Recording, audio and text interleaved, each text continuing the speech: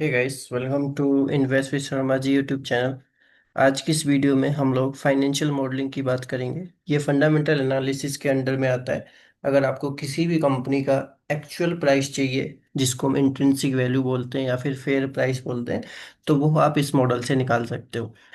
मतलब इसमें काफ़ी मॉडल है। सबसे पहला जो मॉडल मैं इस वीडियो में डिस्कस करूंगा वो है डिविडेंड डिस्काउंट मॉडल, जिसे हम डीडीएम बोलते हैं या फिर गोल्डन ग्रोथ मॉडल भी बोलते हैं। ये मॉडल उन कंपनीज के लिए जो फ्रिक्वेंटली डिविडेंड देती है। तो हम लोग फाइनल में देखेंगे कि इसका इंट्रिंसिक वैल्यू क्या है। आपको पता है पीएसयूज अक्सर डिविडेंड देती है, तो मैं एक पीएसयू कंपनी है बीपीसीएल, उसकी इंट्रिंसिक वैल्यू निकालूंगा और उसे बताऊंगा कि अभी ये जो प्राइस चल रहा है, ये ओवर वैल्यूड है, अंडर वैल्यूड।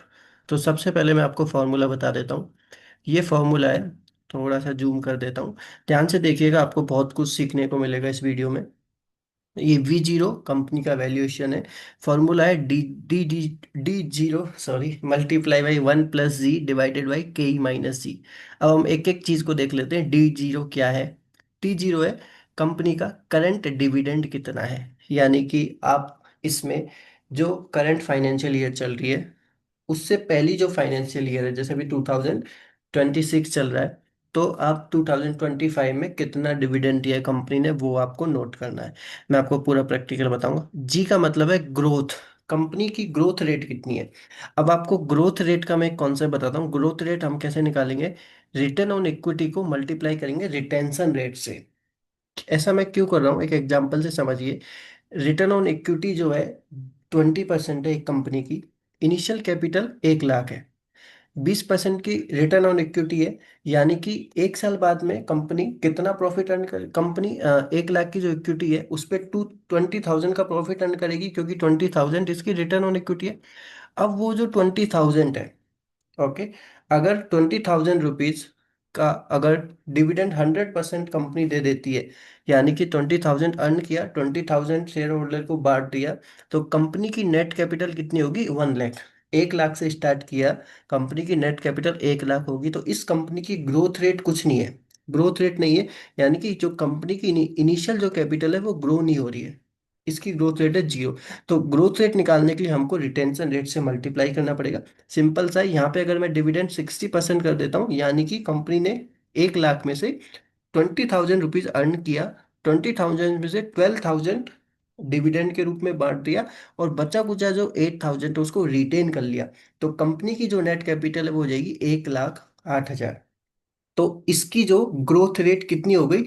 1 लाख का जो इनिशियल कैपिटल था वो 1,08,000 हो गया। तो इस तरीके से हम लोग रिटेंशन रेट निकालेंगे। रिटेंशन रेट का फॉर्मूला, सॉरी, ग्रोथ रेट निकालेंगे। तो ग्रोथ रेट का फॉर्मूला हम लोग क्या करेंगे? रिटर्न ऑन इक्विटी को मल्टीप्लाई करेंगे रिटेंशन रेट से। तो एक जी का डी जीरो क्लियर हो गया, करंट डिविडेंड है। जी आपकी ग्रोथ, रिटेंशन रेट को रिटर्न ऑन इक्विटी से मल्टीप्लाई करेंगे। अब जो के ई है, ये बहुत इंपॉर्टेंट है। के ई क्या होता है? Cost of equity. K is the cost of equity, means investor expected return from the investing in equity. K को कॉस्ट ऑफ इक्विटी क्यों बोलते हैं, समझिए आप इस चीज को। इन्वेस्टर अपने पैसे को इन्वेस्ट कर रहा है किसी कंपनी में, वो एक एक्सपेक्टेशन ले रहा है कि मुझे इतना रिटर्न तो चाहिए। अब आप इसके फॉर्मूले में देखिए क्या क्या इसके फॉर्मूले में है। आर एफ, यानी कि रिस्क फ्री रिटर्न। जब एक इन्वेस्टर अपने पोर्टफोलियो इक्विटी में इन्वेस्ट करता है, तो वो जो रिस्क फ्री रिटर्न है, जैसे कि एफडी हो गया, उससे ज्यादा एक्सपेक्ट करता है। ठीक है, वो तो इसलिए उसको कॉस्ट ऑफ इक्विटी बोला जाता है। उसमें R F risk free return plus beta, market का जो बीटा है, यानी कि वॉलेटिलिटी कितनी है, into R M, market return कितना चल रहा है, माइनस रिस्क फ्री रिटर्न। तो जो आर एफ है, गवर्नमेंट बॉन्ड बॉन्ड की जो यील्ड है पिछले 10 ईयर्स की, वो आप कंसीडर कर लीजिए।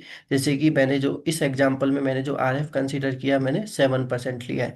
यानी कि इतना आपको एफडी या फिर कोई भी गवर्नमेंट स्कीम है जिसमें फिक्स इंटरेस्ट मिलता है, वो मैंने 7% रिटर्न लिया है। मार्केट रिटर्न कैसे लिया है? 15%। ये निफ्टी के पिछले जो 15 ईयर्स अगर आप देखोगे, तो जैसे कि 2000 में -14% दिया, 2001 में इतना दिया, तो लास्ट अगर आप इसमें 2020 तक का देखोगे, तो उसका मैंने एवरेज निकाला है, और वो 15% है। तो ये आपका मार्केट रिटर्न 15%, इतना मैंने अज्यूम किया है। ठीक है। देखो, जो भी आप मॉडलिंग के थ्रू जब वैल्यूएशन एनालिसिस करते हैं तो इसमें आपकी जो इमेजिनेशन है उस पर डिपेंड करता है, आप उस पर इनपुट क्या लेते हो। जो आप इनपुट लेते हो उसी हिसाब से आपकी इंट्रिंसिक वैल्यू निकलती है। ये इंट्रिंसिक वैल्यू कभी फिक्स नहीं होगी। कोई कंपनी जैसे कि जेपी मॉर्गन है, वो वैल्यूएशन एनालिसिस करती है तो वो इंट्रिंसिक वैल्यू कुछ और बताएगी। गोल्डमैन सैक कुछ और बताएगी, क्योंकि उसके इनपुट अलग है, आपके इनपुट अलग है। उन्होंने मार्केट रिटर्न को ज़्यादा लिया होगा, या फिर उन्होंने गवर्नमेंट जो आरएफ है इसको ज़्यादा लिया होगा। तो वो आपकी इमेजिनेशन पे डिपेंड करता है कि आप क्या लेते हो इनपुट। जो आप इनपुट लोगे उसके हिसाब से आपके वैल्यूएशन चेंज हो जाएंगे। ओके। सो ये आपको आर एफ और आर एम का कॉन्सेप्ट क्लियर होगा। बीटा की तरफ चलते हैं, ये होता है वॉलेटिलिटी। वॉलेटिलिटी इंडेक्स आप कैसे निकालोगे? तो जैसे कि अगर मुझे भारत पेट्रोलियम का बीटा चाहिए, तो मुझे कुछ नहीं करना। आप BPCL बीटा सर्च करोगे तो आपको एक जो फर्स्ट जो वेबसाइट आएगी उस पर आपको जाना है। ठीक है। वो वेबसाइट आपको इसका बीटा बता देगी। जैसे कि हम लोग अगर इसका बीटा देखें BPCL का कि बीटा कितना चल रहा है। सो यहाँ पे आप टॉप स्टॉक रिसर्च इस वेबसाइट पे होंगे तो यहाँ पे आपको बीटा मिल जाएगा 1.01। तो जो जो वैल्यू मुझे मिलती जा रही है मैं इसमें डाल देता हूँ। तो मुझे ये 5 वैल्यू चाहिए। मुझे अगर इसकी इंट्रिंसिक वैल्यू निकालनी है तो बीटा, सॉरी 6 वैल्यू चाहिए। Current dividend, return on equity, retention rate, risk free return, beta और मार्केट रिटर्न। तो बीटा मुझे मिल गया है, बीटा है 1.01। ओके। और जो रिस्क फ्री रिटर्न है वो मैं अज्यूम कर रहा हूँ, क्योंकि मार्केट जो गवर्नमेंट के हिसाब से मैं अज्यूम कर रहा हूँ कि 7% मुझे मिल जाता है, या आप कुछ भी अज्यूम कर सकते हो। और जो मार्केट रिटर्न है वो मैं 15% का अज्यूम कर रहा हूँ। ठीक है, मार्केट रिटर्न मेरा 15% हो गया। इसके बाद मैं retention rate, return on equity और करंट डिविडेंड, ये हम लोग देखेंगे कहाँ से लाते हैं। तो एक ये कॉस्ट ऑफ इक्विटी का फॉर्मूला आपको क्लियर हो गया। अब मुझे BPCL का अगर मुझे वैल्यूएशन एनालिसिस करना है, तो करंट डिविडेंड अगर मुझे निकालना है तो भारत पेट्रोलियम, ये आप स्क्रीनर की वेबसाइट पे जा सकते हैं। यहाँ पे आपको एक साल का आपको लिखना है कि एक साल में कितना डिविडेंड दिया है BPCL ने। सो यहाँ पे अगर आप जाओगे तो 2025, ये देखिए मार्च 2025 का डेटा है। यहाँ पे अगर आप नीचे जाओगे तो देखो EPS कंपनी ने अर्न किया है 30 रुपीज, और कंपनी ने उसका 32% शेयर होल्डर को डिस्ट्रीब्यूट कर दिया है। यानी कि अगर मैं डिविडेंड की बात करूं तो 32% मुझे डिविडेंड मिला है। डिविडेंड पे रेशियो कितना? 32%। तो मैं यहाँ पे ये वैल्यू पुट कर देता हूँ। तो सिंपल सा है, अगर मुझे डिविडेंड निकालना है, सो 32% मैं इसमें कर लेता हूँ एक बार, कितना आता है। तो उतना मुझे डिविडेंड मिला है कंपनी का। सो 9-10 रुपए के आसपास आपका डिविडेंड आएगा। ओके। तो मैंने कैलकुलेट किया है, ये 9.6 आ रहा है, यानी कि कंपनी ने 9.6 का डिविडेंड दिया है 2025 में। रिटर्न ऑन इक्विटी कैसे निकालेंगे? आप स्क्रीनर की वेबसाइट पे ही रहिए, यहाँ पे आपको रिटर्न ऑन इक्विटी मिल जाएगी। ये रिटर्न ऑन इक्विटी है जो कि 17.3% है। सो यहाँ पे मैं 17.3% डाल दूंगा। अब रिटेंशन रेट कितनी है, जो कि मैंने आपको बताया कि 32% की हम लोग की रिटेंशन रेट है, जो कि हम लोगों ने कहाँ से निकाली? स्क्रीनर की वेबसाइट से। यहाँ पे आप जाओगे तो नीचे आपको मिलेगी रिटेंशन रेट। ओके। सो रिटेंशन रेट हम लोग क्यों कर रहे हैं? क्योंकि कंपनी की ग्रोथ निकालने के लिए। ग्रोथ किसमें? कंपनी की जो भी इनिशियल कैपिटल है उसमें कितनी ग्रोथ हुई है। सो यहाँ पे जब मैंने 32% डाला, ठीक है, और मेरा क्या बच गया?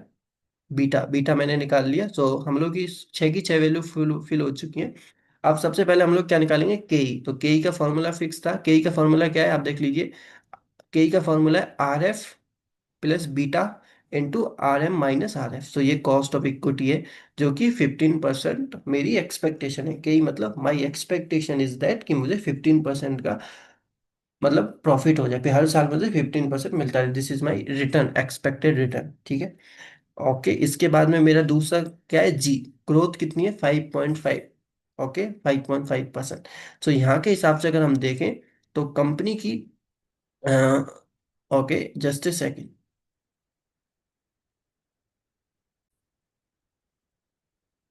तो गाइस हमने थोड़ी सी मिस्टेक की है, ये रिटेंशन रेट है और मैंने इसमें डिविडेंड रेट डाल दिया, डिविडेंड पे आउट रेट। तो देखिए यहाँ पे अगर हम देखें तो रिटेंशन रेट क्या होती है, 1 - डिविडेंड पे आउट रेशियो, यानी कि अगर 100% है उसमें से अगर 32% डिविडेंड चला गया तो 100 माइनस जो 32 बचा वो मेरी हो जाएगी रिटेंशन रेट, यानी कि इतना मैंने रिटेन कर लिया। सो ये हम लोग का 68% आएगा, ना कि 68%। ठीक है, तभी हम लोगों का जाके वो 100% होगा। सो अगर मैंने ये वैल्यू ऐड करी है इसमें, सो यहाँ पे अगर आप देखोगे तो डायरेक्ट के ई की वैल्यू है 15%, ग्रोथ है 11.7%। हर साल कंपनी 11.7% से ग्रो कर रही है। रिटर्न ऑन इक्विटी और जी में मैंने आपको डिफरेंस बता दिया, क्या है रिटर्न ऑन इक्विटी मतलब टोटल इक्विटी पे कितना रिटर्न मिला है, और ये जी मतलब कंपनी का जो रिटेन पोर्शन है, कंपनी ने डिविडेंड दे दिया वो अलग, वो तो शेयर होल्डर के पास चला गया, जो रिटेन किया है उसमें कितना ग्रोथ हुआ है, तो दैट इज 7.7%। सो कंपनी का वैल्यू आ रहा है 331। अगर मैं कंपनी का करंट स्टॉक प्राइस देखूं तो बीपीसीएल का जो करंट स्टॉक प्राइस है दैट इज 371। सो यही होता है, जो भी एनालिसिस करता है वो लास्ट में कंक्लूजन निकालता है कि ओवर वैल्यूड है, अंडर वैल्यूड। सो यहाँ के डिविडेंड डिस्काउंट मॉडल के हिसाब से बीपीसीएल अंडर वैल्यूड है, थोड़ा सा अंडर वैल्यूड है, बहुत ज़्यादा नहीं है। So wait for the correction, this is मतलब ये लास्ट में आपको एक डिसीजन लेना पड़ता है based on dividend discount model या गॉर्डन ग्रोथ मॉडल। तो थैंक यू सो मच, आशा करता हूँ आप सभी को वीडियो पसंद आई होगी। नेक्स्ट वीडियो में हम लोग और मॉडल डिस्कस करेंगे, जैसे कि dividend discount cash flow model, वो काफ़ी ज़्यादा एक्यूरेट आपको बताता है कि कंपनी का इंट्रिंसिक वैल्यू क्या है। Thank you so much.